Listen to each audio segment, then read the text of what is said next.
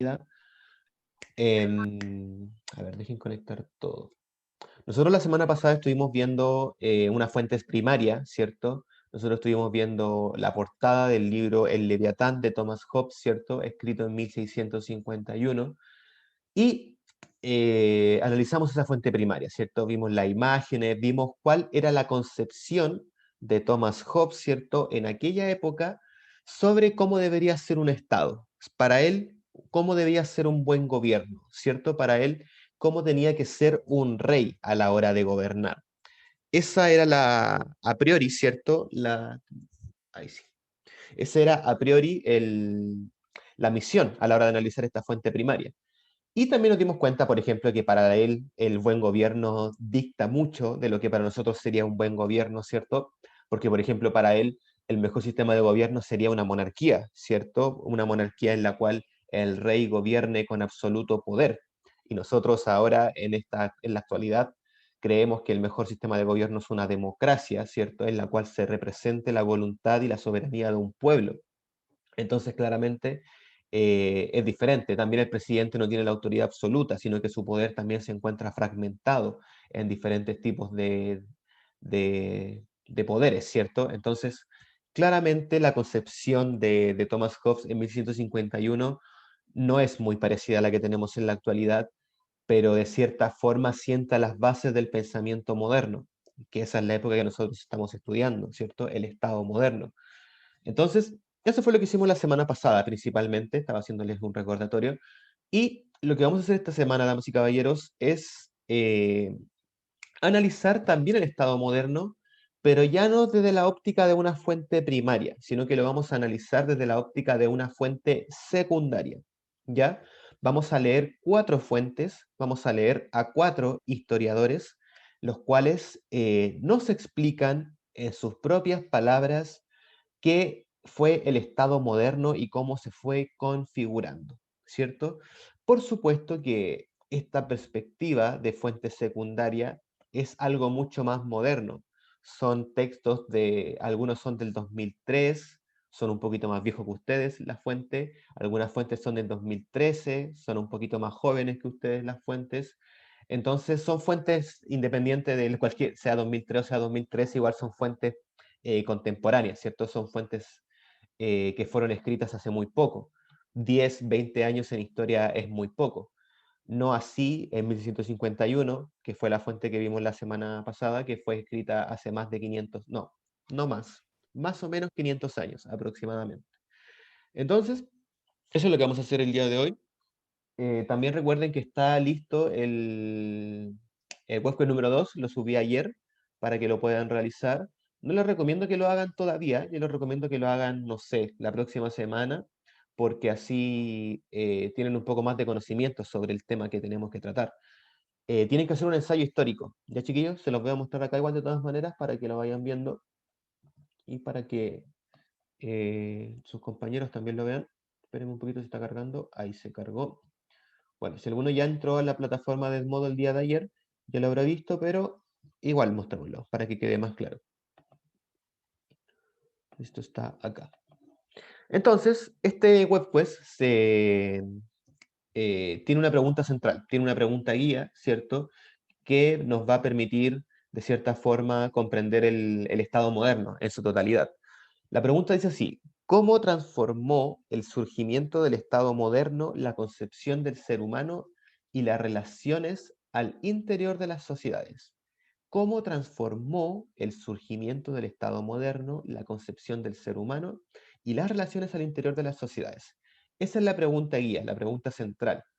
Como un spoiler, por así decirlo, de una respuesta a esta pregunta, es que hoy en día nosotros contamos con ciertos derechos y ciertos deberes a nivel político, ¿cierto? Tenemos la Constitución, la cual vela por nuestros derechos, tenemos un sistema democrático que también vela por nuestros derechos y también busca representar de la mejor manera la soberanía de un pueblo, ¿cierto? Al final de cuentas eso es lo que se busca, que el pueblo se sienta bien representado. Hoy en día en Chile enfrentamos una identidad, o sea, una crisis de identidad política bastante grande, pero eso no quita que este siga siendo el mejor sistema político que hay, lamentablemente, ¿cierto? A pesar de todos los problemas que podamos tener hoy política y socialmente. Esa es la pregunta guía. También un spoiler de la respuesta podría ser los derechos de la mujer, los derechos del niño, los derechos humanos, etcétera, ¿cierto? Son algunas evoluciones que permiten de cierta forma mesurar el control del poder por parte de la gente que lo tiene, ¿cierto? Entonces, así comienza este webquest. Siempre me gusta comenzar con una frase de alguna persona, eso yo creo que ya lo saben del año pasado, ¿cierto?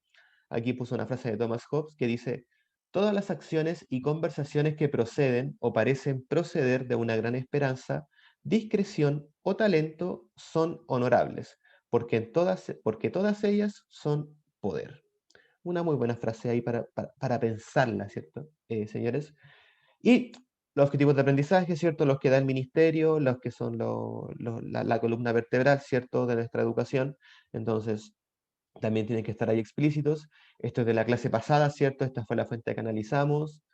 Y esto es de la clase de hoy, ¿cierto? Esto es una fuente de la clase de hoy que se encuentra en el webquest. Después vienen las clases que siguen a continuación, ilustración, un video, una fuente siempre nunca viene mal, ¿cierto? Eh, algunas definiciones, ¿cierto? Algunos contextos, las diferencias entre la ilustración y el despotismo ilustrado. Esto ya es a finales del Estado moderno, por eso les recomiendo que hagan la tarea, todavía no, porque todavía no vemos esto, ¿cierto? Eh, de los derechos humanos, etcétera, ¿cierto? Y la actividad la tenemos acá. ¿Qué es la actividad que tienen que hacer, damas y caballeros? Tienen que hacer un ensayo histórico, ¿ya? Tienen que escribir utilizando, por supuesto, los conceptos que hemos visto en clase, sus propios conocimientos, leer sobre los temas, indagar, ¿cierto? Buscar, y con esto escribir un ensayo histórico. Deben que elaborar este ensayo histórico y la pregunta central de este ensayo es cómo transformó el surgimiento, la pregunta que vimos al comienzo, ¿ya?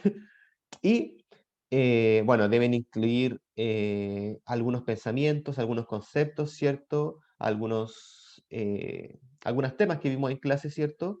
Y tiene que ser de 3 páginas el ensayo. Quizás consideren que 3 páginas es mucho, pero ojo, que el trabajo puede contener imágenes y también puede contener mapas, gráficos, lo que ustedes quieran. Eso sí, solamente una imagen o un gráfico y que no sobrepase la mitad de la plana, ¿cierto? Simplemente máximo la mitad de la plana, una imagen. La letra es Time New Roman, ay, me equivoqué acá, no es 10, es 12, ¿ya? Letra Times New Roman número 12 y el interlineado es 1.5. Es un interlineado bastante grande, bastante considerable. Así que las 3 páginas están bien fundamentadas. Ya, chiquillos, no son tan... no es tanto al final de cuentas. Quizás 3 páginas suena mucho, pero cuando vean el interlineado se van a dar cuenta que no es tanto. Miren, por ejemplo, este está en interlineado 1.0, si no me equivoco. Sí, este es el interlineado 1.5, incrementa bastante, si se fijan, aumenta bastante en el grosor de la plana. Entonces, no va a ser tan terrible y ese es el trabajo que tienen que hacer para este webquest número 2. ¿Ya? Guardar, por supuesto que guardar los cambios, aceptar. Sí, espero que haya quedado claro. Si no, le vuelven a echar una miradita, está grabado, así que, o si tienen cualquier duda, siempre no duden en preguntarme en el chat del modo. Bien, entonces ahora sí, comenzamos con la clase del día de hoy, que va a ser principalmente una explicación de lo que hay que hacer mañana, ¿ya? Entonces, vamos a tratar de hacerlo lo más corto posible. ¿Cuál es el objetivo de aprendizaje de esta clase, damas y caballeros? El objetivo de aprendizaje de esta clase es caracterizar eh, el Estado moderno a partir de su contextualización histórica. Caracterizar el Estado moderno a partir de su contextualización histórica. Recordar que el Estado moderno pertenece a la Edad Moderna. La Edad Moderna es la edad que sigue a la Edad Media y que viene antes de nuestra propia edad, la que estamos viviendo en este momento, que es la edad contemporánea. Se dice que el comienzo de la Edad Moderna está marcada por 3 acontecimientos: el descubrimiento de América, la Reforma Protestante y la caída de Constantinopla. Y el fin de la Edad Moderna es el proceso de independencia de las colonias y también la Revolución Francesa. ¿Ya? Esto ustedes tienen que saberlo, es lo que da comienzo y lo que da final a esta época, entonces ya lo deben manejar, ¿ya? Recuerden eso. Bien, entonces caracterizar el Estado moderno a partir de su contextualización histórica, cómo se fue formando el Estado, cómo se fue configurando, y nosotros la semana pasada lo vimos a través de fuentes primarias. Ahora vamos a ver fuentes secundarias. Recordar que la diferencia entre una fuente primaria y una fuente secundaria es el contexto en el cual se escribió. Una fuente primaria se escribe en el mismo contexto en el cual se desarrollan los hechos, mientras que una fuente secundaria se escribe después del proceso y tiene una visión mucho más panorámica. Ejemplificando, durante la independencia de Chile, ¿cierto? En 1810, la Junta Nacional de Gobierno, bla, bla, bla. Durante esa independencia de Chile se escribió el acta de la Junta de la Independencia, ¿cierto? Donde la firmaron Mateo Toro y Zambrano, José Miguel Carrera, Bernardo Higgins, ¿cierto? Está la firma de de todos esos tipos. Y esa acta de la independencia sería una fuente primaria, ¿cierto? Porque fue hecha no con el objetivo de ilustrar sobre la época, sino que fue hecha por la época, ¿sí? Mientras que su libro de historia, en el cual se les explica todo esto, ¿cierto? Que fue publicado en el año 2018, es una fuente secundaria, porque también te habla del acta de la independencia, pero te lo explica, tiene la intención de explicarlo, más que de ser una fuente primaria, insisto. Esa es la diferencia. Si no tienen clara todavía la diferencia, ahora les va a quedar más clara también. Entonces, bien, dicho eso, damas y caballeros, eh, vamos a proceder a leer dos fuentes. Vamos a leer la fuente número 1 y vamos a leer la fuente número 2. Vamos a leer estas dos fuentes y vamos a sacar conclusiones muy apresuradas, ¿cierto? Conclusiones muy rápidas, conclusiones muy visuales que no requieren una segunda lectura, ¿cierto? Eh, Comencemos con ello. ¿Quién quiere leer? ¿Quién se ofrece a leer? No tantos, por favor, chiquillos, da uno, cálmense. Yo sé que a todos les encanta historia, yo sé que a todos les encanta leer, pero tiene que solamente leer uno, porque si no va a quedar muy desordenado el tema. ¿No? ¿Nadie quiere leer? Ya, pues chiquillos, ¿alguien que se ofrezca voluntariamente o lo obligo yo? Ya, por favor, estimado. La fuente número 1, la que está acá. Los estados fueron constituyéndose directamente a partir del siglo XV, a lo que Diego, se Diego, da Diego, ya Diego, Diego, Diego. Se te escucha muy, quizás estás muy lejos del micrófono o tienes algún problema de audio, porque se escucha muy mal. los... ¿Así se escucha mejor? Ah, sí, mejoró un poco. Ya. Dale. Los estados fueron dirigiéndose lentamente a partir del siglo XV a lo que será llamado el Ancien Régimen, antiguo régimen. Este se caracterizó por la decadencia de los grandes fuerzas que en la Edad Media habían representado el imperio y el papado, el feudalismo y las corporaciones ciudadanas, mientras que estas últimas resultaron en conjunto incapaces de imponerse políticamente. Los feudatarios fueron sustituidos a gran escala por los nuevos estratos superiores, cuya fortuna se fundaba sobre todo en la propiedad inmobiliaria. En suma, mientras el viejo feudalismo estaba en decadencia, en toda Europa se erigía un nuevo orden laico privilegiación, aunque en ocasiones complejo, el de los nobles.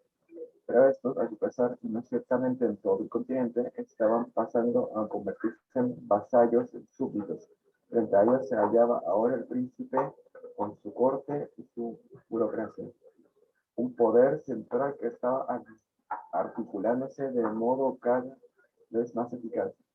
Un hecho general estaba surgiendo con claridad: el príncipe y su corte constituían la supremacía en instancia decisoria, que se iba potenciando progresiva e irresistiblemente. Correcto. Muchas gracias, Diego. Entonces, esta fuente nos habla de un cambio de poder, de un traspaso de poder. La voy a leer nuevamente porque el Diego el audio tenía como algunos problemas, entonces no se le escuchaba muy bien. Dice así: los estados fueron dirigiéndose lentamente a partir del siglo XV a lo que será llamado el Ancien Régimen o Antiguo Régimen. Este se caracterizó por la decadencia de las grandes fuerzas que en la Edad Media habían representado el imperio y el papado, el feudalismo y las corporaciones ciudadanas, mientras que estas últimas resultaron en conjunto incapaces de imponerse políticamente. Los feudatarios fueron sustituidos a gran escala por los nuevos estratos superiores, cuya fortuna se fundaba sobre todo en la propiedad inmobiliaria. En suma, mientras el viejo feudalismo estaba en decadencia, en toda Europa se erigía un nuevo orden laico privilegiado, aunque en ocasiones complejo, el de los nobles. Pero estos, a su pesar y no ciertamente en todo el continente, estaban pasando a convertirse de vasallos en súbditos. Frente a ellos se hallaba ahora el príncipe con su corte y su burocracia, un poder central que estaba articulándose de modo cada vez más eficaz. Un hecho general estaba surgiendo con claridad. El príncipe y su corte constituían la suprema instancia decisoria, que se iba potenciando progresiva e irresistiblemente. Este lo escribió Tenenti en el año 2003 y el libro se titula La Edad Moderna, siglo XVI al siglo XVIII. Fue escrito en Barcelona y la editorial es Crítica. ¿Sí? Una editorial bastante conocida. Tiene bastantes libros muy buenos. Pero el autor es el que escribió esto, yo no lo conozco, nunca había leído a Tenenti. Bien, entonces, ¿de qué nos habla esta fuente número uno? Así muy rápidamente, lo que entendieron así muy, muy velozmente, chiquillos. ¿De qué nos habla esta fuente número uno?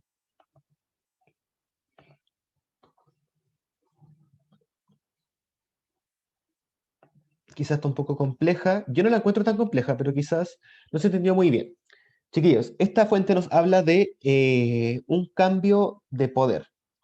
Es decir, habla de la decadencia de un tipo de poder y habla de que se empieza a formar otro poder en función de la decadencia del otro. ¿De qué habla la fuente?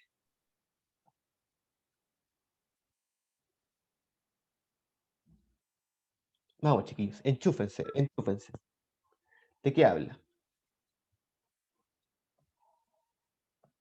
Mm, dice, los estados fueron dirigiéndose lentamente a partir del siglo XV a lo que será llamado el antiguo régimen. Es decir, que está hablando del antiguo régimen, eso está claro. Este se caracterizó por la decadencia de las grandes fuerzas en la Edad Media, ¿cierto? Está hablando de que cayó poder de la Edad Media y este poder estaba representado por el imperio y por el papado, ¿cierto? Por el feudalismo y las corporaciones ciudadanas.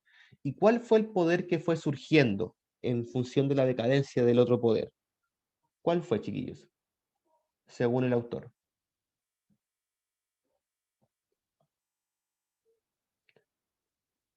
Vamos, vamos. Si no quieren hablar por el micrófono, escríbanme en el chat, pero por favor participen. ¿Qué nos dice la fuente?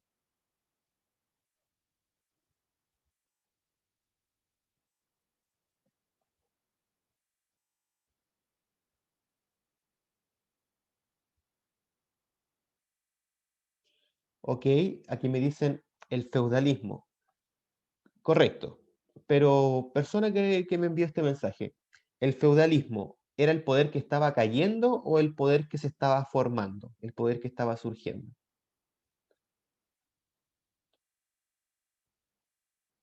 Estaba decayendo. El feudalismo es el poder que estaba decayendo, correcto, ¿cierto? Bien, eso está bien. Entonces podríamos empezar a formar la respuesta. Eh, la fuente número uno habla sobre la decadencia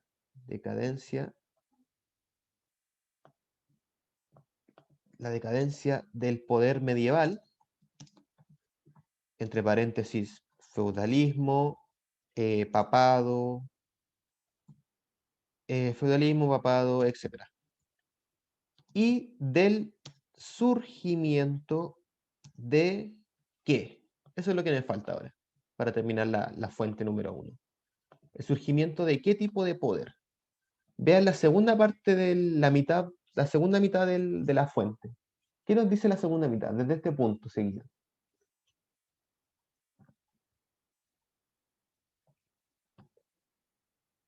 ¿Qué poder estaba surgiendo?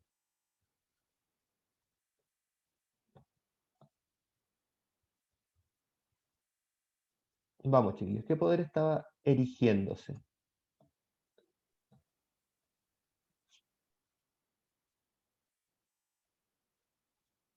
Dice, de hecho,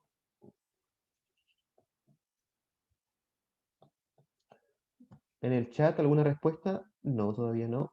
¿Qué poder estaba surgiendo?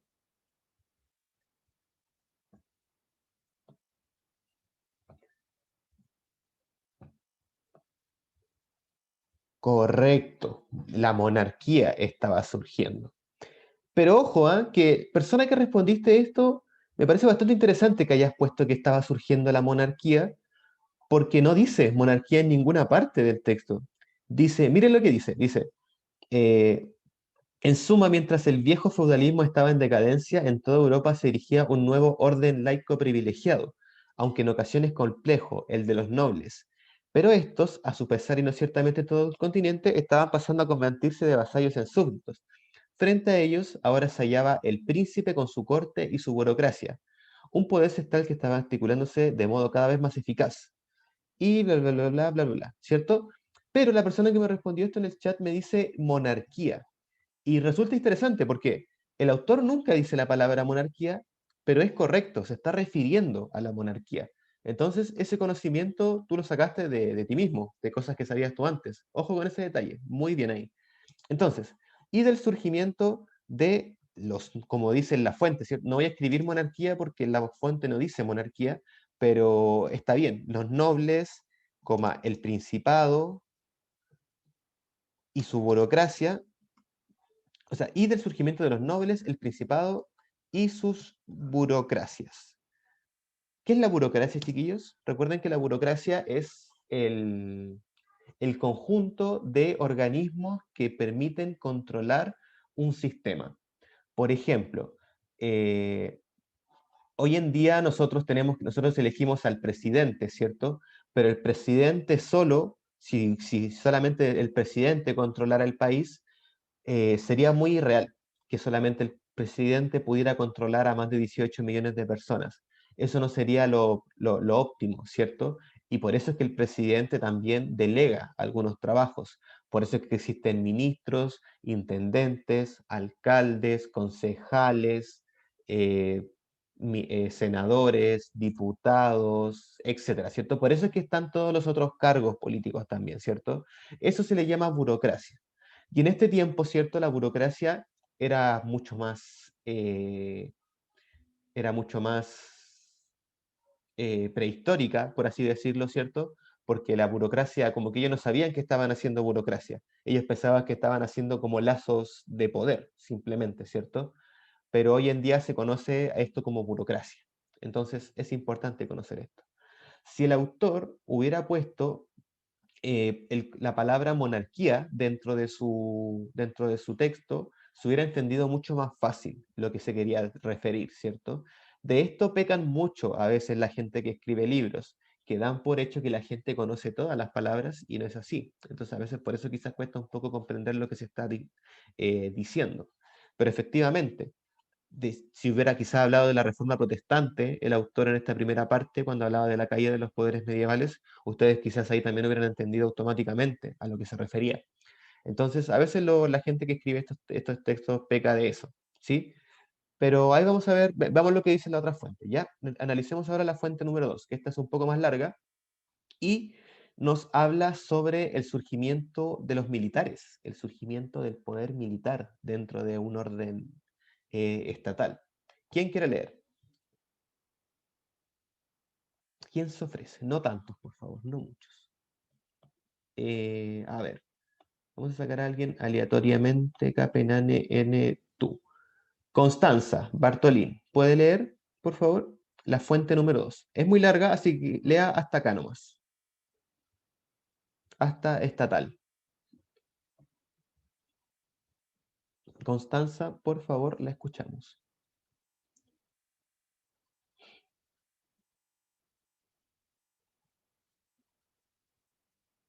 Constanza.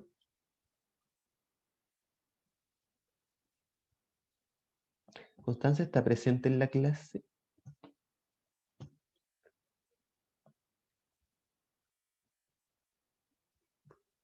Constanza, queda menos de 10 minutos, por favor. ¿Qué? Y me lo dice sin ningún tapujo, ya no importa.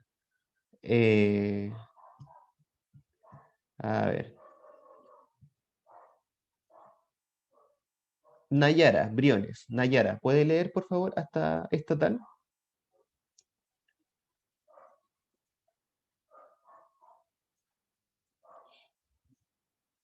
Nayara.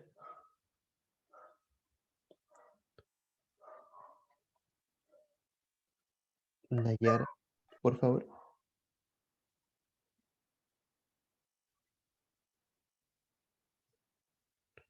Está buscando ya. Yo leo, profe. Ya, por favor.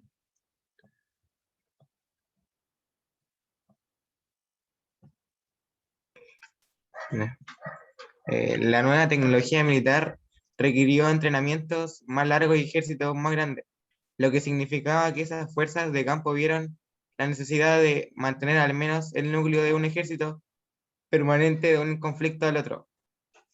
Los ejércitos permanentes fueron un factor clave en el crecimiento de los estados-nación. Hacia el 1500, las naciones europeas occidentales tenían ejércitos permanentes, generalmente llamados ejército real o ejército del rey. Parte de los soldados estaban directamente bajo el control del Estado, mientras que otros estaban organizados bajo una extensa red de contralistas militares.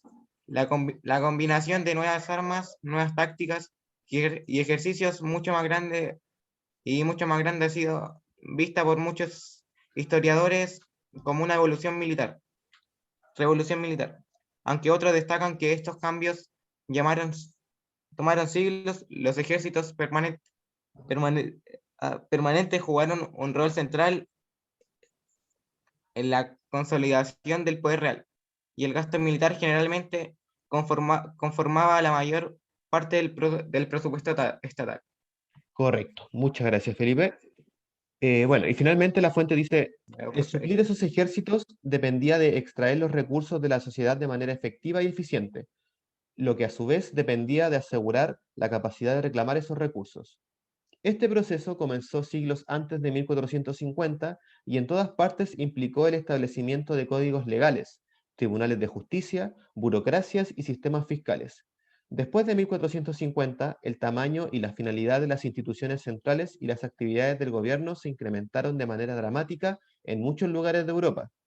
Los monarcas emitieron nuevas leyes con mayor frecuencia y los estados en diversas regiones ganaron poder sobre las iglesias y sus personas, impuestos y cortes. Ay, quiero mucho hablar de este tema, me interesa mucho hablar de este tema, pero no se va a poder porque hay que pasar la lista y hay que copiar el cuadro. Ah, a ver, ¿qué podemos hacer? No, ya sé, voy a hablar sobre el tema y después volvemos inmediatamente para para copiar el cuadro. ¿Ya? Ojo con lo que dice en esta fuente, chiquillos. En esta fuente ¿de qué nos está hablando esta fuente? Esta fuente nos está hablando principalmente del surgimiento del ejército a través de los estados modernos. Nos está hablando del surgimiento del ejército como un poder que permite controlar a la población. Surgimiento del ejército oficial de los estados, ¿cierto? Este ejército se financiaba, ¿cierto?, a través principalmente de los monarcas, de los reyes, y también de todo su séquito de redes de nobleza, ¿cierto? Con los nobles, la aristocracia, gracias a todas estas personas, se financiaba estos ejércitos. Y estos ejércitos tenían la función de cobrar impuestos al resto de la población, ¿cierto? Principalmente, y también defender a la nación. Y esto, aunque ustedes no lo crean, chiquillos, es un ejercicio militar que hasta el día de hoy se hace. Por ejemplo, si algún dictador quisiese mantener el poder durante más de los años que una democracia se lo permite, ¿qué va a hacer? va, por supuesto, a financiar o va a darle poder al ejército. Le va a dar más poder, le va a dar más dinero y le va a dar más libertad, por así decirlo, al ejército con el objetivo de que una vez que él tenga que dejar el poder y no lo quiera hacer, el ejército lo banque, por así decirlo, que el ejército lo ayude a mantenerse en el poder. Por ejemplo, Hugo Chávez en Venezuela, para poder implementar su ruta hacia el comunismo, hizo eso. Como dictador, ¿cierto? Engordó, por así decirlo, o le dio mayor poder a los militares. Y entonces, una vez que cuando tenía que soltar el poder, no lo hizo y los militares lo bancaron, le hicieron, lo cuidaron, ¿cierto? Resguardaron su poder. Lo mismo, por ejemplo, pasó en Chile en 1973, una vez que Allende violó la constitucionalidad, ¿cierto? Queriendo implementar leyes que eran inconstitucionales, el gobierno militar tuvo el poder y fue literalmente el que lo derrocó y implementó una dictadura militar. Entonces, claramente, ¿cierto? Eh, y en la mayoría de los países, por no decir en todos, ¿cierto? El poder militar es el que realmente tiene la fuerza física. Por lo tanto, ante cualquier situación de querer mantener el poder, de querer controlar el poder, es profundamente necesario que el poder militar uno lo tenga asegurado. Porque si tú quieres ser un dictador, si tú quieres ser, cosa que no sé por qué quién querría ser un dictador, si tú quieres ser un dictador, si tú quieres ser, si tú quieres mantenerte en el poder, tienes que controlar al ejército. Y esto es algo que los reyes en aquella época del Estado moderno se empezaron a dar cuenta, lo empezaron a tener en consideración, empezaron a entender por qué Roma, durante los primeros años del surgimiento de la humanidad, ¿cierto? De las primeras civilizaciones, entendieron por qué Roma se volvió un imperio tan fuerte, ¿cierto? Porque financiaba sus expediciones a través del imperio romano. Entonces aquí, en esta época, damas y caballeros, es cuando se le empieza a dar mucha importancia y mucha preponderancia a los ejércitos militares, ¿sí? Entonces, eso con la fuente número 2 la escribió Wisner Hanks, Early Modern Europe, 1450-1780. Nótese cómo lo dije en inglés y después lo dije en español, lo siento, los números no me los sé, pero dice la Europa moderna temprana, ¿cierto? Eso dice en el título en español. Y habla sobre el ejército, insisto, habla cómo los ejércitos fueron naciendo. Entonces, chiquillos, lo que vamos a hacer mañana, porque mañana nos toca de nuevo, ¿cierto? Sí, mañana vamos a hacer un cuadro. Ya nos faltaron dos fuentes por revisar, la fuente número 3 y la fuente número 4, y la fuente número 2 también vamos a hacer lo mismo. Y con la 1, yo creo que la 1 la voy a utilizar de ejemplo. Pero vamos a hacer un cuadro. Ya vamos a trabajar con esta fuente, vamos a hacer un cuadro comparativo en el cual vamos a tener que responder una serie de preguntas. ¿Ya? El cuadro se va a dividir en... El cuadro se va a dividir en 6, si no me equivoco, se tiene que dividir 1, 2, 3, 4, 5, 6. Sí, se tiene que dividir en 6. A ver, ¿cómo lo divido en 6 y que se vea armoniosamente? Me parece que ya no lo logré. Me parece que el de arriba ya quedó muy grande. ¿Cuántos llevo ahí? 1, 2, 3, 4, 5 y 6. Bien, entonces vamos a hacer un cuadro y en este cuadro vamos a tener que responder, vamos a tener que hacer análisis, perdón, se me había olvidado. Vamos a hacer un análisis externo y en este análisis externo consiste básicamente en colocar el título del libro, o sea, el título, sí, el título de la fuente, el año de la fuente y el nombre de quien la escribe. Ese es el análisis externo. Y el análisis interno de la fuente, todo esto igual lo voy a explicar mañana, interno, consiste básicamente en el cuadro que tenemos acá abajo. Perdón. Entonces, este análisis interno consiste básicamente en responder este cuadro. Vamos a hacer un cuadro, ¿ya?